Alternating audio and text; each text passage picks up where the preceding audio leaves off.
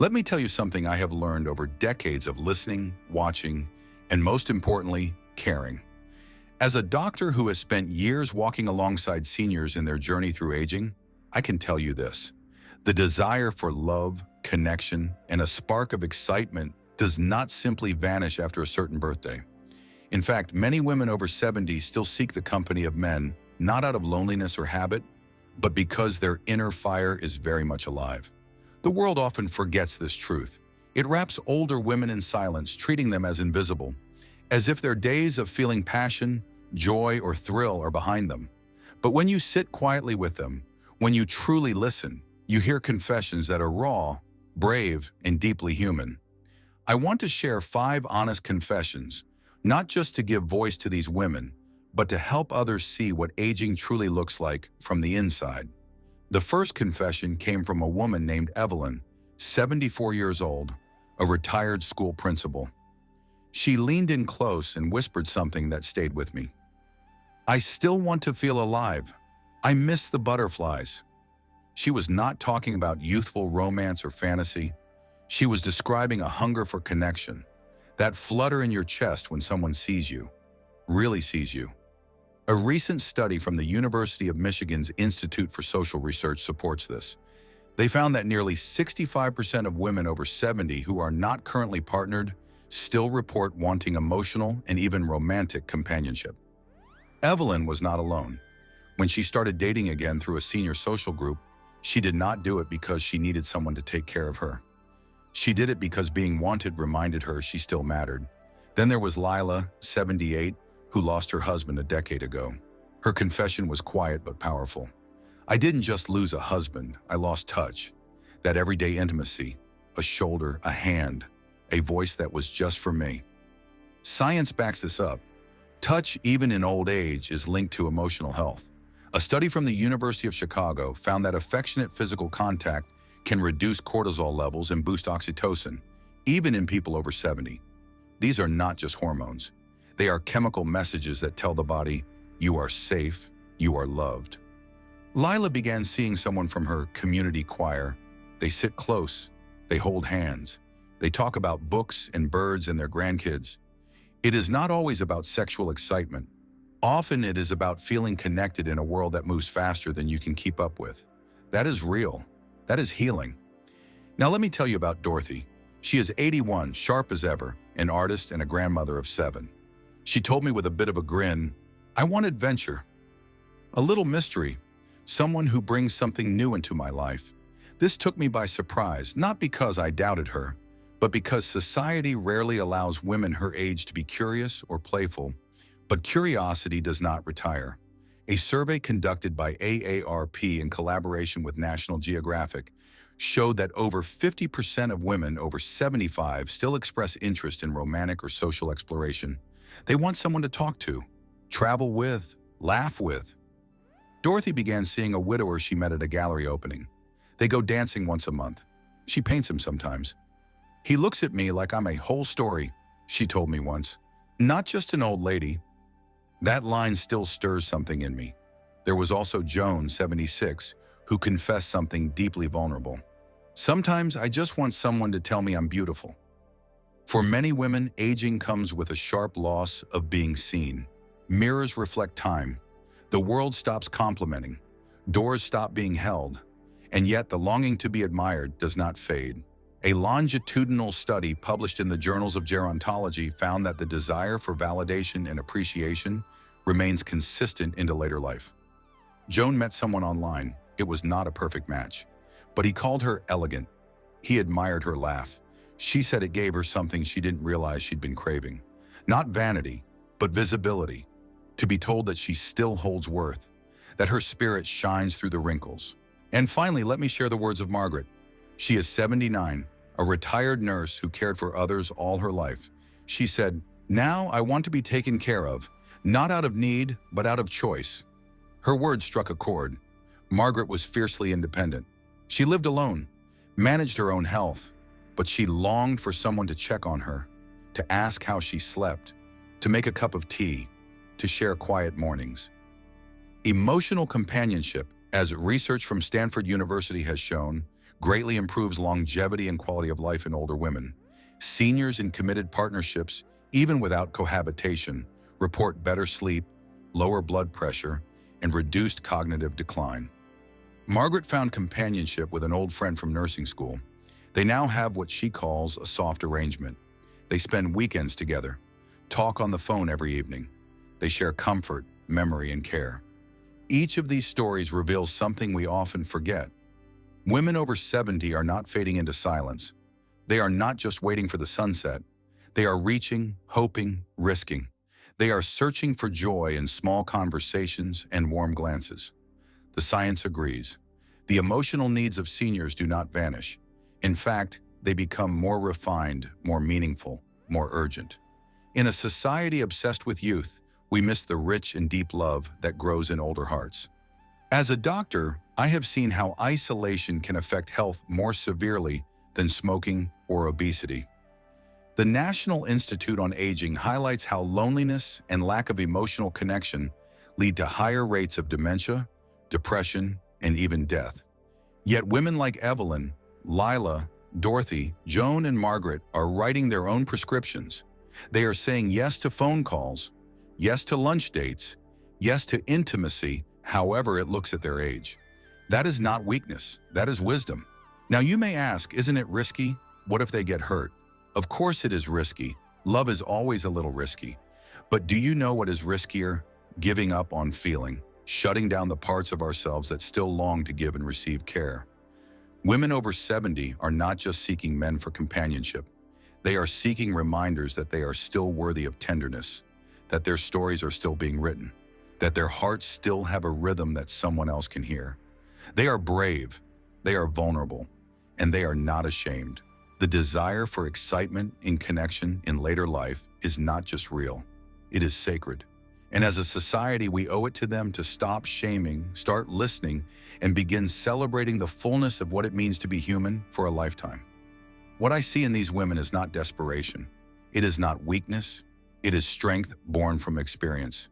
It is love that is patient, that knows loss and still chooses to open up again. They want a man not to complete them, but to share their completeness, to walk beside them in this rich, complex chapter. If you are a woman in your 70s or beyond and you feel that longing, I hope you know that it is not foolish. It is not late. It is not embarrassing. It is deeply natural. And if you are someone who loves or cares for such a woman, honor that longing. Do not try to silence it. Support it. Encourage it. For in that spark of wanting connection, there lies the very thing that keeps the spirit alive. So the next time someone tells you that love belongs only to the young, you can look them in the eye and say, you're wrong. Because love does not age, passion does not retire, and the heart, my friend, beats for meaning until the very end. How do seniors rebuild trust after loss or heartbreak? Let me share something close to the heart. After working with seniors for more than 3 decades, I can tell you that heartbreak does not care about age. Loss, betrayal, grief, these experiences hit just as hard at 70 as they do at 30. Sometimes even harder. Because when a person has built a life with someone for decades or trusted deeply and was let down later in life, the damage doesn't just stay in the heart. It moves into the bones, the sleep, the silence of everyday life. The question that lingers in many of my patients' eyes is simple, yet so heavy. How do I trust again after all this? Trust is not something that springs back easily. It does not come just because time has passed. For seniors who have experienced the death of a spouse, betrayal from a long-term partner, or heartbreak after a late-in-life relationship, the idea of trusting again can feel like walking across a broken bridge with no railing. But here's the truth I want to share. Rebuilding trust is possible. Not easy, not quick, but possible. And the process itself can be healing, even transformative. Let's start with what happens when trust is broken. The brain reacts to betrayal or loss in ways similar to physical pain. A study from the University of California, Los Angeles, found that emotional pain activates the same neural pathways as physical injury. This means the heartbreak you feel is not just in your head, it's in your body too. Seniors often report fatigue, chest pressure, digestive problems, and sleep issues after emotional loss. These are not imagined symptoms. They are the body's way of processing emotional trauma. But healing begins with acknowledgement. Many seniors try to stay strong, to keep quiet about their pain. They do this for their children, for their image, or because they think they should know better by now. I have heard so many say, "At my age, I shouldn't feel this way." But age does not protect the heart. If anything, a long history of emotional connection can make the loss more layered, more complex. The first step to rebuilding trust is allowing yourself to grieve honestly and fully, no matter how long it has been. Naming the loss gives it form, and what we can name, we can begin to heal. Rebuilding trust also requires something that can feel risky: openness. I spoke with a patient named Marion, who is 78 and lost her husband of 52 years. 2 years after his passing, she met a kind man through a gardening group. She found herself pulling away each time he showed interest. "I felt disloyal," she told me, "and I didn't know if I could ever believe someone again." Marion began therapy. She started talking about her late husband. She told stories about their shared life. Over time, she realized that trusting someone new did not mean replacing the past. It meant honoring it while making space for the present. A study published in the journal Aging and Mental Health supports this. Seniors who engage in grief processing and emotional expression report higher rates of relational resilience and openness to new bonds. Trust is not forgetting. It is choosing to believe again, even after being hurt. Another truth is this: trust is rebuilt in small steps. One of the biggest myths is that we must either fully trust or not at all. But the reality is that trust grows gradually. It is in the way someone shows up consistently, the way they speak with kindness, the way they listen. I tell my patients to think of trust like a garden. You do not plant it once and walk away. You water it. You protect it from frost. You wait through seasons, and slowly, life returns. This is especially important for seniors because many feel they no longer have time to waste, but rushing can create more hurt. Trust that is built slowly is often the strongest. Seniors who have experienced betrayal may also struggle with self-blame. How could I not have seen it? Why did I believe them? These thoughts can be paralyzing, but research from the University of Pennsylvania's Positive Psychology Center shows that self-compassion is one of the strongest predictors of emotional recovery in older adults. This means forgiving yourself is not just kind, it is necessary. Betrayal says something about the betrayer, not about your worth. And grieving the loss of someone you loved, even if they hurt you, is still valid. You trusted because you loved. That is not a weakness, that is a strength.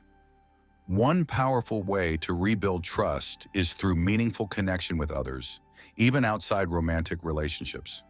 Joining support groups, volunteering, or re-engaging in faith communities can provide a sense of shared humanity.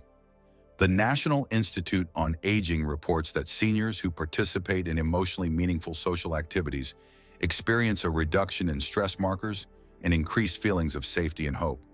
These connections remind the brain that not everyone will leave. Not everyone will hurt you. Slowly, it begins to rewire the belief that it is dangerous to care. There is also something very healing about telling your story. I remember a man named George, who was 83 when he told me about his wife leaving him after 39 years. He had never spoken about it to anyone. He said, "People think because I'm a man and because I'm old, I should be over it." But he wasn't. And when he finally shared his story in a group for senior men, he began to see his pain not as a secret, but as a scar he survived. Telling your story to someone who listens with care, whether it's a therapist, a trusted friend, or a group, breaks the cycle of silent suffering. Studies from Harvard's Center for Lifespan Psychology have shown that storytelling, particularly in late life, helps integrate emotional experiences and promotes healing. The last and most important thing I tell my patients is this: rebuilding trust begins when you start believing again that you are worthy of love, care, and peace, that your heart still matters, that your story still has beauty ahead. Even if someone broke your trust, even if someone left, even if someone passed away, your value is untouched by their choices. Your ability to connect has not disappeared. It is just waiting for safety to return. So if you are listening to this and you are still carrying pain from a heartbreak, please know that you are not alone. And you are not broken, you are human. And even in the later chapters of life, the heart still has the power to heal. Slowly, gently, and fully. Trust is not a wall, it is a bridge. And step by step, you can cross it again.